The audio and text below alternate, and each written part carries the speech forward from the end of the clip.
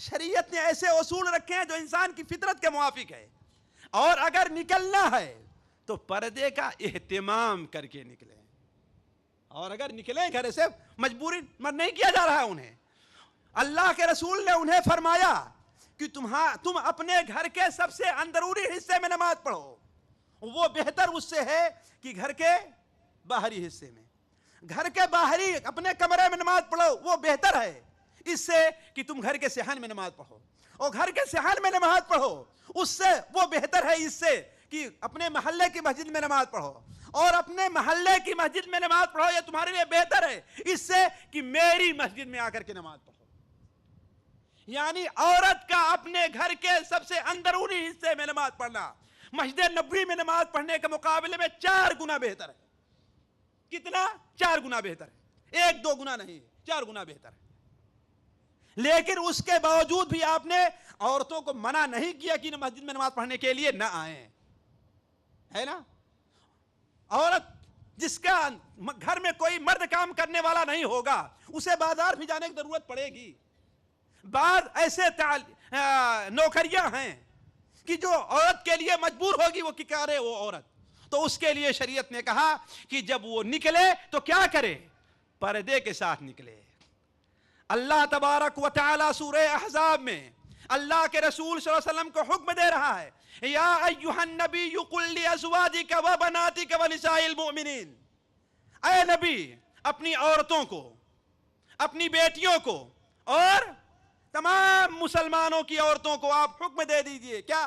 یدنین علیہن من جلابیبہن ذالک ادنی ان یعرفن فلا یؤذین، کہ اپنے گھر سے جب نکلا کریں تو گھونگھٹ کاڑھ کر کے نکلا کریں، گھونگھٹ نکال لیا کریں، اپنے چادر کا پلو جو ہے وہ نیچے کر لیا کریں۔ حضرت عبداللہ ابن عباس رضی اللہ تعالیٰ عنہ اس آیت کی تفسیر کرتے ہوئے فرماتے ہیں کہ اللہ تبارک و تعالیٰ تمام مسلمانوں کی عورتوں کو یہ حکم دے رہا ہے کہ اگر کسی ضرورت سے انہیں اپنے گھر سے نکلنا پڑ جائے تو وہ اپنی چادر سے اپنے پورے چہرے کو اور پورے وجود کو چھپا لیں، صرف ایک آنکھ کھلی رہے بس، اور زیادہ نہیں۔ لیکن کہاں ہم نے اس کا لحاظ کیا ہے؟ آج یہ برائی کیوں پیدا ہو رہی ہے؟ یہ خرابی کیوں پیدا ہو رہی ہے؟ اختلاط کی وجہ سے، بے پردگی کی وجہ سے۔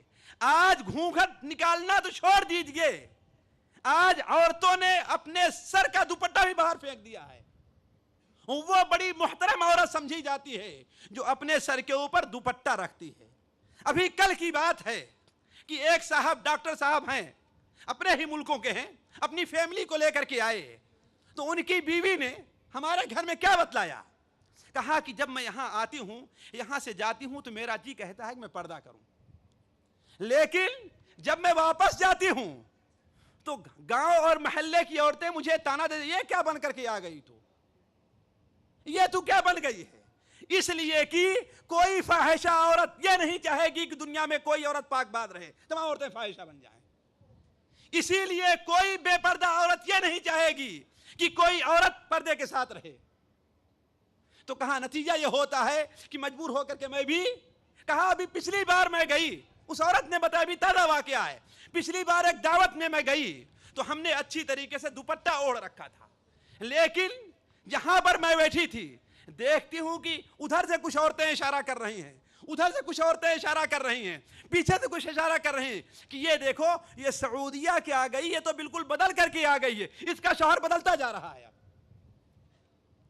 تو عرض کر رہا تھا پردہ تو بہت دور کی بات ہے، اب سر کا دوپٹہ بھی غائب، اور سر کا دوپٹہ ہی بہت دور کی بات ہے، اب تو جسم کے اندر جو وہ قمیص رہا کرتی تھی وہ بھی آدھی آستین کی، اور آدھے سے ہی بڑھ کر کے اب کیا رہے گا، صرف کندھے کے اوپر رہا کرتی ہے، اور اس پر بھی معاملہ آگے تک ہے کہ سامنے سے بالکل سینے تک آدھا سینہ جو ہے اس کے گلے سے دکھائی دیتا رہتا ہے۔ تو شریعت اس کی اجازت نہیں دیتی۔ یہی سب وجوہات ہیں۔ ان عورتوں سے کہو کہ پوچھیں، ان نوجوانوں سے، اپنے شوہر سے پوچھیں کہ کسی عورت کو اس حالت میں دیتے ہیں تو اس کے جذبات ابھرتے ہیں کہ نہیں ابھرتے ہیں؟ اگر کہتا ہے نہیں ابھرتے ہیں تو خدا کی قسم یا تو وہ جھوٹا یا تو جھیڑا ہے، وہ مسلمان نہیں، جھوٹ بول رہا ہے وہ۔ اگر کوئی کہتا ہے کہ سالت میں دے کر کے عورتوں کو اس کے جذبات نہیں ابھرتے ہیں تو وہ مرد نہیں ہے، وہ نامرد ہے، وہ خدا کی قسم کھا کر کے بات میں کہہ رہا ہوں. اور اکیلے میں رہ کر کے کئی آدمیوں سے پوچھ کر کے میں بات کہتا ہوں، صرف میرا اپنا نظریہ نہیں ہے، میرا اپنا خیال نہیں ہے. تو عرض کر رہا تھا میں آپ سے کہ اب میرا وقت ختم ہو گیا، میں صرف اب پڑھ کر کے سناؤں گا کہ اس سلسلے میں شریعت نے کیا کیا پابندی رکھی ہیں. تو یہ ہے کہ جب نکلیں تو شرعی حجاب کے ساتھ، پردے کے ساتھ نکلیں. ساتواں یہ ہے کہ جب نکلیں تو خوشبو لگا کر کے نہ نکلیں، خوشبودار لباس ان کا نہیں ہونا چاہیے، اس لیے کہ بہت سی ایسی خوشبوئیں ہوتی ہیں کہ جو جنسی جذبات کو ابھارتی ہیں، شہوت ابھرتے ہیں. اسی لیے اللہ تبارک و تعالی نے اور اللہ کے رسول صلی اللہ علیہ وسلم نے مسلمان عورتوں کو خوشبودار لباس پہن کر کے نکلنے سے منع فرمایا ہے. اسی طریقے سے 8ویں یہ ہے کہ وہ اپنی زینت کو ظاہر کرتے نہ پھریں. اور 9ویں چیز یہ ہے کہ کوئی ایسی حرکت راستے میں نہ کریں جس حرکت کی وجہ سے مردوں کی توجہ ان کی طرف مبذول ہو جائے.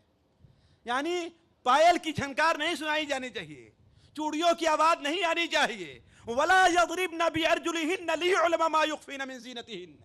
اور چلتے ہوئے اپنے پیروں کو، اپنی سنڈلوں کو زمین پر اتنی زور سے نہ ماریں کہ ان کی پوشیدہ زینت جو ہے وہ ظاہر ہو جائے. تو جو شریعت میرے دوستو عورتوں کی آواز پر پابندی لگاتی ہو کہ لوچدار آواز نہیں ہونی چاہیے، وہ شریعت کہیں اس کی اجازت دے گی کہ اسٹیج پر آ کر کے عورت گانا گائے، عشقیہ اشعار پڑھے؟ وہ کبھی دے گی کہ ہاں وہ فلم اور ڈراموں کے اندر کبھی کسی کی منگیتر بن کر کے آئے، کبھی کسی کی معشوقہ بن کر کے آئے، کبھی کسی کی بیوی بن کر کے آئے، کبھی کسی کی ماں اور بہن بن کر اس کی اجازت دے گی؟ قطعا نہیں دے سکتی ہے. اسی طریقے سے بغیر محرم کے سفر بھی عورت نہ کرے.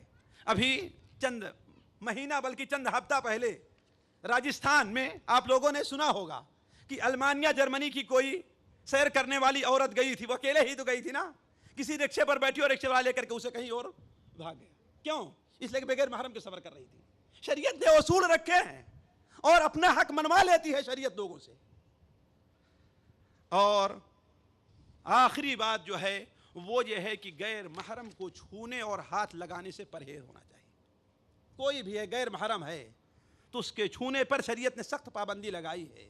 بخاری شریف میں حضرت عائشہ رضی اللہ عنہ فرمان ہے کہ اللہ کے رسول صلی اللہ علیہ وسلم جو سب سے پاک اور ہر قسم کی بری نیات سے مبرہ شخص ہیں، انہوں نے کبھی بھی کسی عورت کو ہاتھ نہیں لگایا ہے. وعلیکم السلام ورحمۃ اللہ وبرکاتہ. شیخ سلام کرنے کا مطلب ہے کہ میں چھوڑ دوں گا؟ وعلیکم السلام ورحمۃ اللہ. نہیں بس ابھی مکمل کیجیے. ہو گیا، مکمل ہو گیا. نہیں شیخ، میری بات مکمل ہو گئی ہے. یہ آخری بات تھی، اگرچہ اشارتاً کہ غیر محرم کو چھونے پر بھی شریعت نے سخت پابندی بلکہ اسے سخت گناہ قرار دیا ہے. اللہ کے رسول صلی اللہ علیہ وسلم نے صاف کہہ دیا تھا کہ انی لا اصافح النساء، میں عورتوں سے مصافحہ نہیں کرتا. عورتیں آئیں، امیمہ بن رقیقہ اور دوسری عورتیں آئیں آپ سے بیعت کرنے کے لیے، اور جب بیعت کرنے کا معاملہ ہے تو انہوں نے کہا اے اللہ کے رسول اپنا ہاتھ بڑھائیے تاکہ جس طریقے سے مردوں سے مصافحہ کر لیتے ہیں آپ ہم سے مصافحہ کریں. تو آپ نے کیا بیان فرمایا؟ انی لا اصافح النساء، میں عورتوں سے مصافحہ نہیں کرتا. حتیٰ کہ طبرانی کے اندر جو روایت اس پر غور کر لے، اللہ کے رسول صلی اللہ علیہ وسلم کا فرمان ہے کہ کسی مرد کے سر میں اور اس کے جسم میں لوہے کی سیخ سے مارا جائے، یہ اس کے لیے بہتر ہے بجائے اس کے کہ کسی ایسی عورت کو چھوئے جو اس کے لیے جائز نہ ہو. پھر اس کے بعد عورتوں سے مصافحہ کرنا اور چھونا اور ان کے ساتھ بیٹھ کر کے ایک مجلس میں باتیں کرنا کس طریقے سے جائز ہو سکتا ہے؟ تو اختصار کے ساتھ یہ وہ باتیں تھیں. شریعت نے یہ جو جنسی بے راہ روی چل رہی ہے، یہ معاشرے میں جو فساد پڑ رہا ہے، محارم کے ساتھ زنا اور قریبی اور رشتہ دار لوگ جو اپنے اور رشتہ دار عورتوں کے ساتھ زنا کر رہے ہیں، یہ عورتوں کا اس پر اغوا جو ہو رہا ہے، لڑکیاں اپنے والدین کی رضامندی کے بغیر نکل کر کے بھاگ جو جا رہی ہیں، اس کی اصل وجہ کیا ہے کہ ہم نے اسلام کے اوپر عمل کرنا چھوڑ دیا ہے. اور سچ فرمایا ہے اللہ تبارک و تعالی نے وَلَا تُطِعْ مَنْ أَغْفَلْنَا قَلْبَهُ عَنْ ذِكْرِنَا وَاتَّبَعَ هَوَاهُ وَكَانَ أَمْرُهُ فُرُطًا. اس کی طرف توجہ بھی نہ دیجیے جس کے دل کے اوپر ہم نے غفلت کا پردہ ڈال دیا ہے اور وہ اپنے خواہش نفس کی پیروی کرتا ہے. تو اس کا معاملہ کیا ہے؟ درہم برہم ہے. وَكَانَ أَمْرُهُ فُرَطًا، اس کا معاملہ بگڑا ہوا ہے، اس کے اندر قرار نہیں ہے، وہ کسی سیدھے راستے کے اوپر نہیں ہے۔ تو عرض کر رہا تھا دوستو کہ یہ وہ باتیں ہیں جو آپ خود بھی اس کے اوپر توجہ دیں اور لوگوں تک پہنچائیں۔ ہر انسان اگر اپنے گھر سے اس کی اصلاح شروع کر دے، اپنے بچوں سے، اپنی بہن سے، اپنے گھر والوں سے، اور ہر آدمی ایسے اپنے گھر کی اصلاح کر لے تو معاشرے کی اصلاح بڑی آسان ہے۔ کیوں؟ اس لیے کہ معاشرہ ہمیں اور آپ سے تو مل کر کے بنتا ہے نا۔ یہ چند باتیں تھیں جو ہم نے آپ کے سامنے رکھی۔ اللہ تبارک و تعالیٰ سے دعا ہے کہ اللہ تبارک و تعالیٰ ہمیں اور آپ کو ان باتوں پر عمل کرنے کی توفیق عطا فرمائے۔ اللہ تبارک و تعالیٰ ہمارا اور آپ کا یہاں پر اکٹھا ہونا قبول کرے۔ یہاں جمع ہونے کی برکت سے اللہ تعالیٰ ہم میں سے ہر شخص کے گناہوں کو معاف کرے، اس کی جائز ضروریات کو پوری فرمائے۔ جو لوگ ضرورت مند حاجت مند ہیں اللہ تعالیٰ ان کی ضرورت کو پوری کرے، جو لوگ بیمار ہیں اللہ تعالیٰ انہیں شفا دے۔ سبحانک اللہم و بحمدک اشہد ان لا الہ الا انت استغفرک و اتوب الیک۔ اب تو جائز